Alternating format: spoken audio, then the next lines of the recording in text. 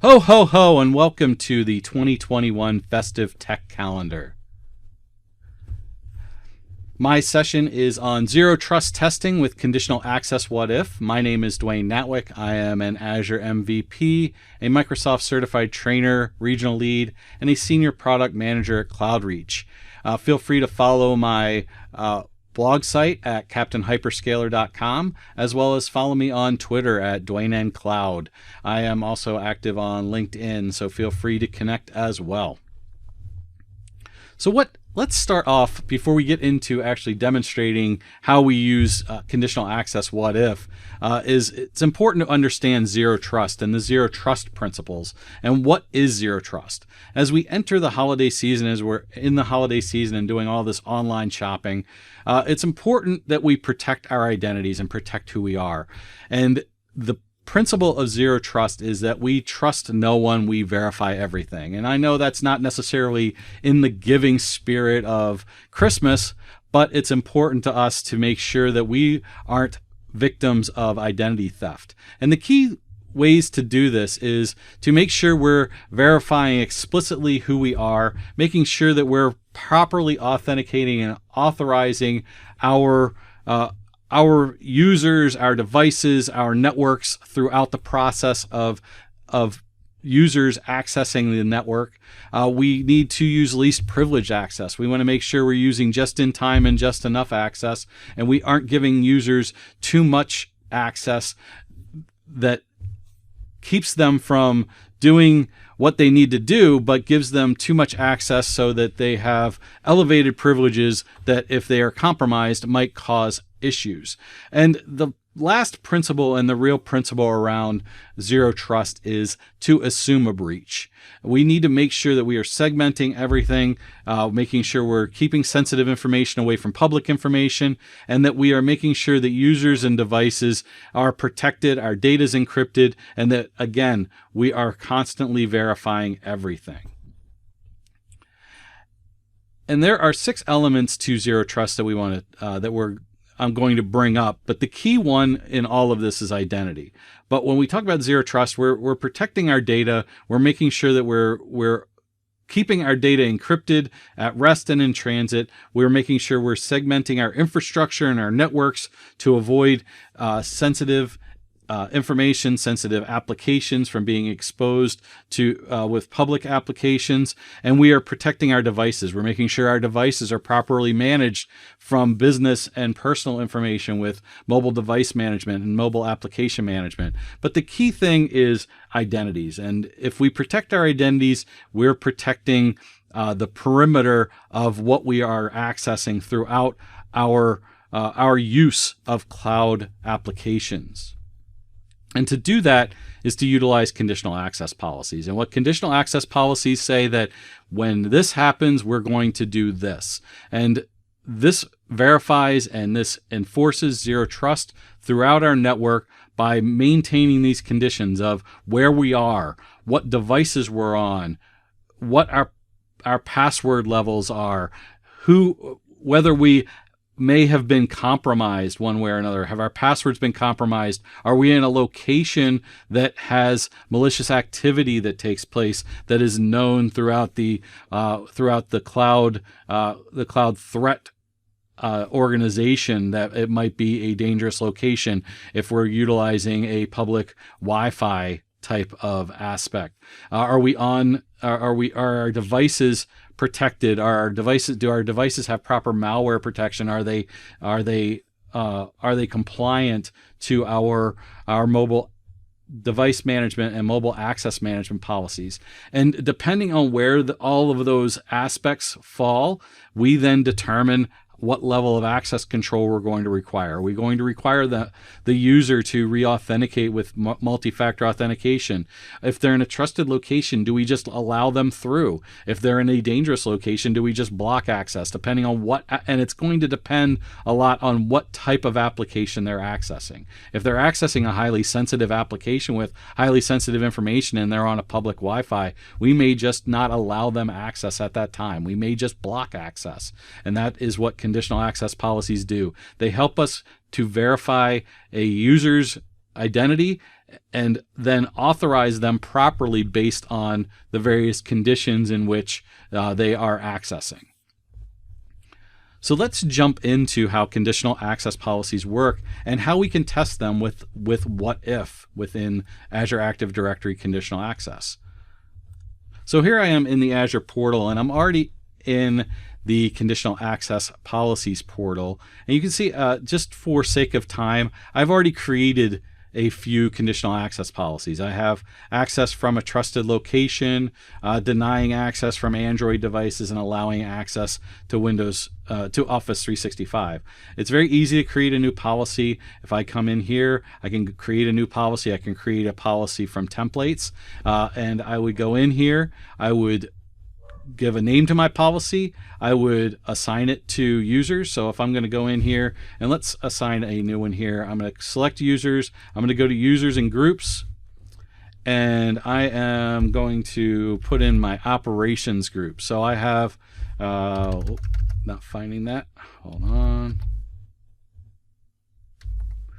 There we go. North Pole operations. So let's go there, and we are going to select North Pole operations as our group, and we are going to select certain cloud apps, and I'm going to select a cloud app here, and let's just go down and let's say Microsoft Stream. So we're going to put Microsoft Stream on here and select that, and the condition here, we've got multiple conditions. So here's where we look at our user risk, our sign-in risk, our devices, whether we're on certain device platforms, where we are, what our client apps are, our device state, and we're going to select here our locations, and we're going to select any location, and we're going to exclude, and we're going to create a trusted we have a trusted location here. We'll select that particular location, and we have our corporate headquarters of the North Pole here, so we will select our corporate headquarters. And then after we have named our users or groups, set what applications this condition is going to take place, and the condition that we're looking for, we're going to then decide what we're going to do. And we can then grant access, and what we're going to do is we're going to grant access, but we're going to require multi-factor authentication. So we're going to select that as our access control.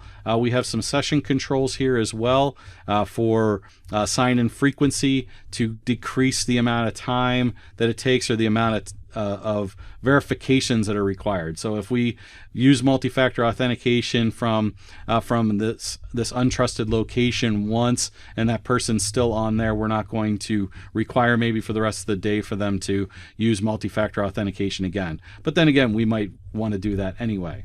Let's name this North Pole operations.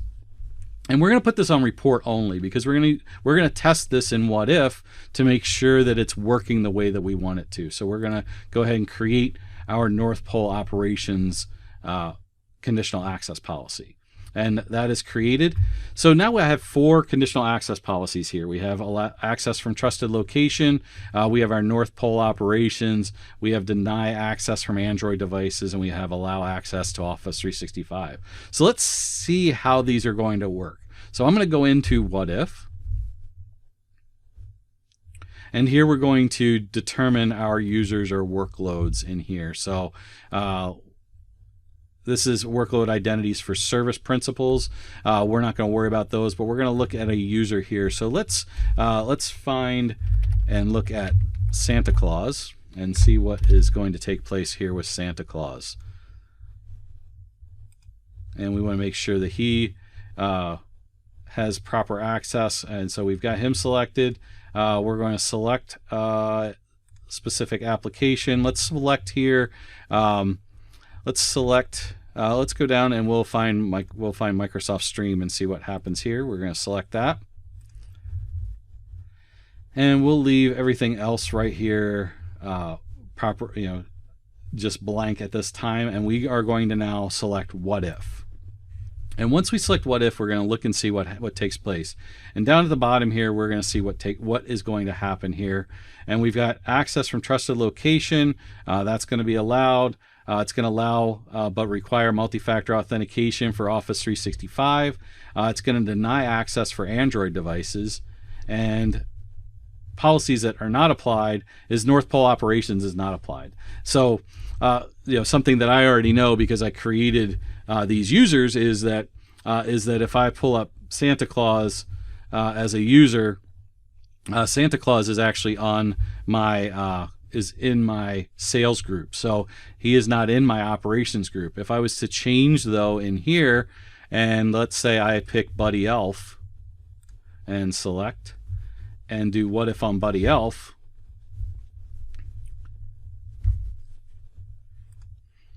the policy that will apply for Buddy is North Pole operations. And you can see this is the only policy that's going to take place with him because the other policies are sales group enabled policies. So Buddy is on my operations group. He's part of my toy makers. And so he is going to be required multi-factor authentication when accessing Microsoft Stream. Now, if I go in and I check these applications and I change this to Office 365 in here, I leave it with Buddy Elf. I actually do have two apps selected, so I've got Stream and Office 365. So from an Office 365 perspective, it's still not going to require those policies. If I go up here and change this back now to another one of my users, so I've got Santa Claus. I'm going to select Kris Kringle this time. Also part of my sales group. We've got Santa with just some multiple aliases. And again, policies that will not apply, North Pole operations does not apply, but the other three policies do because they are all sales-based policies for the sales group. So that's how. So very powerful tool here because when we put conditional access policies in place, we are concerned by how it's going to affect a user's environment. There, how the user is going to interact with our network. We want to make sure that certain access does not get blocked. And that they can verify to gain access. And we can verify that through here that, okay, if the person's on Android device, access is blocked. But if we can require multi-factor authentication from any other device. If we find that, Kris Kringle has an Android device, we might want to go back to that conditional access policy and just exclude Kris Kringle from the deny access for Android devices. Maybe we allow him, allow our CEO access to use an Android device, but all of our other devices are iOS, and we want we're managing those devices as a corporate entity, and we want to make sure that we're blocking any rogue Android devices coming onto our network. And that's what we're looking at in terms of these what if policies. And once we've gone through and we've done all our scenarios in terms of what if, then we can go back to our conditional access policies, and instead of report only, we can go in here and then we can turn it on and save, and we're ready to go. And we then have our zero trust for our identities and our devices all in place, and we can protect our access to our network from various potential dangerous locations or devices that aren't compliant within our network.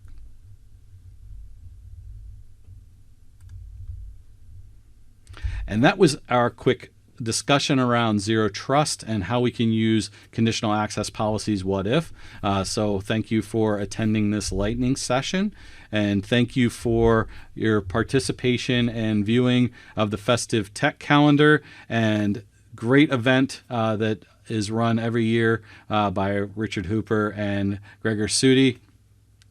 And this year they are sponsoring Women in Tech as part of a charitable contribution for this time of year. So please visit the festivetechcalendar.com website and please feel it in your heart to give to a great cause. And thanks to everybody involved in Festive Tech Calendar to make this event an annual great event. This is my 3rd year participating, and I hope to participate in many more. Thank you very much, and have a great day.